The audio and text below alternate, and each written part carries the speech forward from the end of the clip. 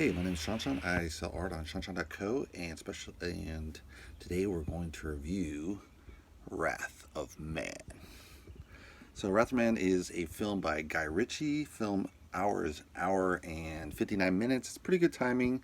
It's a pretty complex story, so I think you need that little bit of extra time to explain it. Not too long though.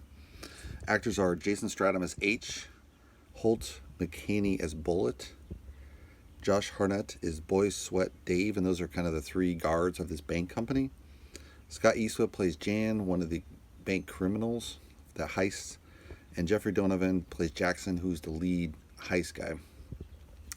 So basically, it starts as this mystery man is hired as a private bank delivery system, and he starts defending against carjackings and heists, which is completely uncalled for. Normally, you're just supposed to surrender and let them take the cash.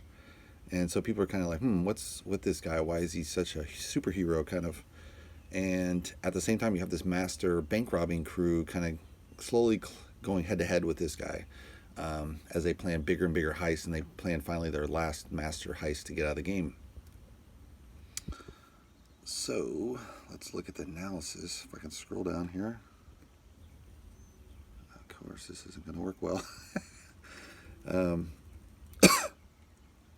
So one of the cool things of the story is there's kind of multiple time frames, so it flips back and forth in the plot, and that creates extra mystery to the origins of the mystery man, as well as his backstory and the heist and why they're motivated to do these bigger and bigger heists. So it's really interesting how that kind of develops, and why everyone in the bank company that collects all the cash is under suspicion by this new mystery H guy.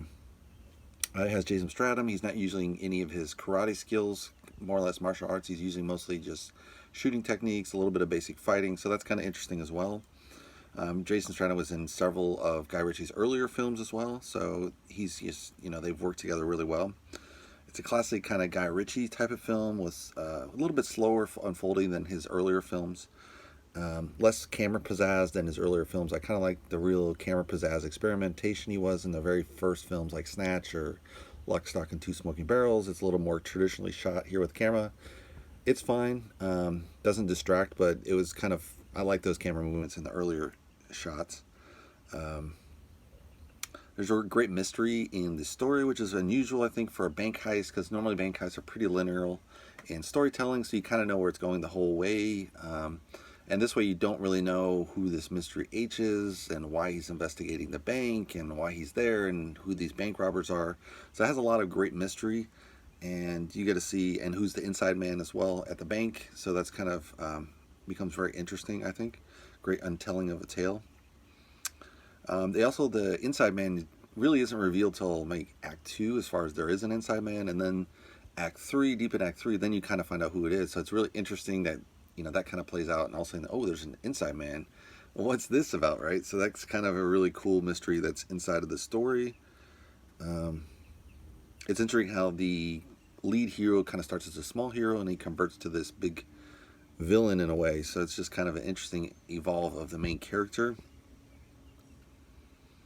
Of course, all the villains are wearing suits. Like, it's a very classic Guy Ritchie theory on suits that, he's from London, so he kind of assumes that, you don't look manly unless you have a suit on. You kind of look like a wimp or whatever if you don't have a suit on, which I can make sense. That kind of it looks really cool in film. I don't know how practical it is. If you're in LA, I don't think you're going to convert to wearing suits, but, that's just his take on how you should look cool as a man.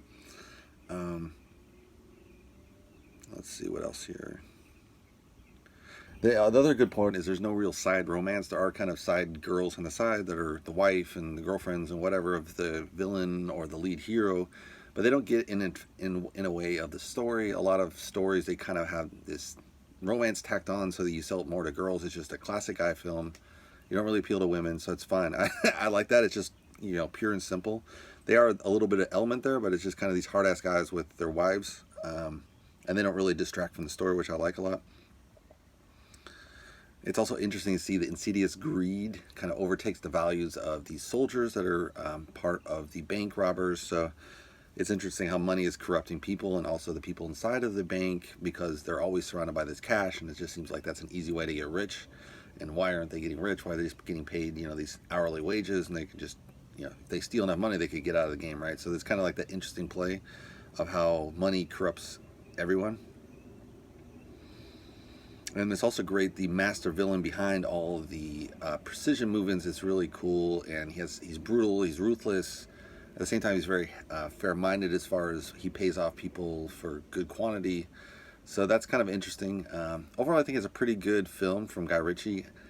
I mean, would you watch it several times? Probably not, because the mystery gone, right? But I think there's a lot of good dialogue. The dialogue could have been a little cleaner. When you get off in the beginning, some of the dialogue seems a little bit off for some reason, but it has some pretty good elements, I think.